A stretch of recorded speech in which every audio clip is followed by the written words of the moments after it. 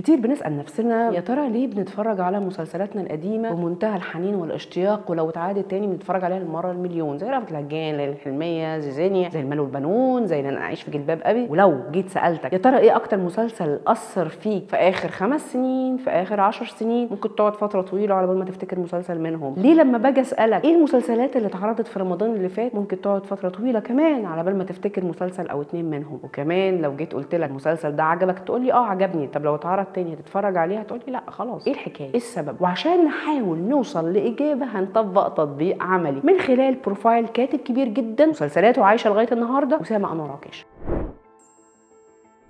نجيب محفوظ الدراما، هكذا اطلق على اسامه انور عكاشه. هو كان حريص على حضور اللوكيشن عشان ما فيش حرف يتغير، عشان ما فيش حاجه تتغير غير اللي كاتبها. هل ده يعني كده ديكتاتوريه، ولا كان الموضوع كان يستحق تلك التشبث وتلك المراجعه الدقيقه للسيناريو؟ اتاثر بجمال حمدان، اتاثر اكيد بنجيب محفوظ ونشأ على كتاباته، لكن ما حاولش يقلد حد. نقدر نقول ان هو ابن تجربه مختلفه، تجربه اثرت عليه شخصيا، زي ما اتكلمنا قبل كده على وحيد حامد وعرفنا ايه هي بصمته، لان الكاتب اللي من غير بصمه بيبقى في مشكله في ان حاجاته تقدر تعيش، في ان حاجاته تقدر تكمل. فبالتالي بصمه اسامه انور عكاشه فكره التوهان الهويه ما بين فتره الاحتلال الانجليزي والمقاومه، وبعد كده وصول جمال عبد الناصر لسده الحكم، او نقدر نقول التجربه الناصريه. فهو ابن مخلص وبار جدا للتجربه الناصريه وقد ايه اثرت فيه، وبعد كده مقارنتها بما بعد الانفتاح والنكسه قد ايه اثرت في شخصيه اسامه انور عكاشه، زيه زي ابناء جيله من ابناء الواقعيه، زي محمد خان، خيري بشاره، عاطف الطيب، عدد كبير من الناس اللي وقعت ما بين الحلم وما يمثله الستينات وما يمثله فكره الثوره،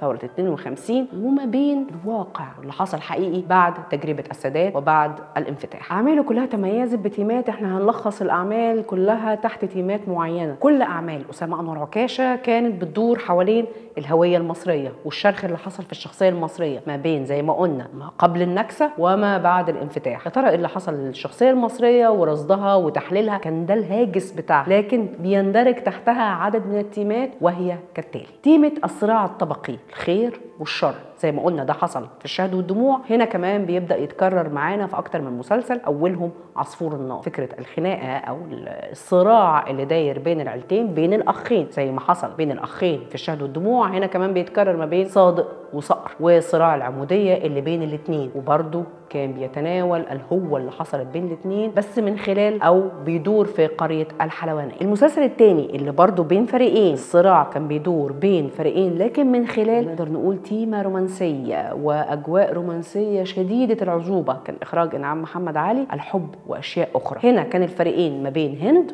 وما بين سامح، رغم قصة الحب اللي جمعت بينهم ورغم الفروق القوية اللي بينهم، لكن الحب ما قدرش يصمد امام الاشياء الاخرى. بينتقل لنا الصراع بقى اللي بين الفريقين من خلال ولا حمو هات التمساح يالا، محدش يقدر ينسى وفيد ابو الغار، هذا الفريق بمثقفينه، بالبلوتاريا او العمال، بالتكوين اللي خاص جدا للفريق ده، وما بين الفريق التاني فضل معداوي، تاجرة السمك، الست الشعبية، الست من الأثرياء الجدد اللي ناتج عن إفراز سياسة الانفتاح، فبالتالي بقى عندنا أثرياء بشكل مختلف. فنقدر نقول الفريقين كان واضح جدا الصراع بينهم حوالين الفيلا، وهنا مش مجرد فيلا، لا، هو الصراع الحقيقي كان الصراع على الهوية المصرية وبقائها قصاد بلدوزر الأثرياء الجدد. التيمة الثانية تيمة الهوية، احنا مين واصلنا ايه؟ الجملة دي قالها حسن النعماني او صلاح السعداني في مسلسل ارابيسك، اللي كان واضح فيه جدا فكرة بحث حسن عن هويتنا الحقيقية من خلال هذا المسلسل الفارق في تاريخ الدراما عندنا. برضو بيتضح ده جدا من خلال مسلسل بوابة المتولي، صحيح ما لقاش الصدى الكبير وكان بطولة عزت العلايلي، من خلال عودة الدكتور عاطف من بره، وبيلاقي الفروق اللي حصلت من خلال مسرح الاحداث بتاعنا اللي هو بوابه المتولي. بشرى عامر عبد الظاهر نقدر نقول شخصيه مثاليه لو جيت تدرس شخصيات اسامه انور عكاشه، اللي كلها كانت طبعا زي ما احنا عارفين من لحم ودم، وكلها من خلال شبكه عنكبوتيه اجتماعيه بيبين التيه اللي حصل في الشخصيه المصريه. بشر هو نقدر نقول الممثل الحقيقي او المندوب السامي لاعمال اسامه انور عكاشه او لشخصيات اسامه انور عكاشه، اللي عنده حاله توهان ما بين نقدر نقول اللي بتمثل الكوزموبوليتانيه الوطنيه، اللي هو فكره ان انت في مكان بيجمع عدد من الثقافات المختلفه، وهنا المكان كان اسكندريه. العالم ما بين كرموز اللي بينتمي له ابو بشر وزيزينيا التي تنتمي له امه الايطاليه. العالمين مكملين معانا، وبشر هو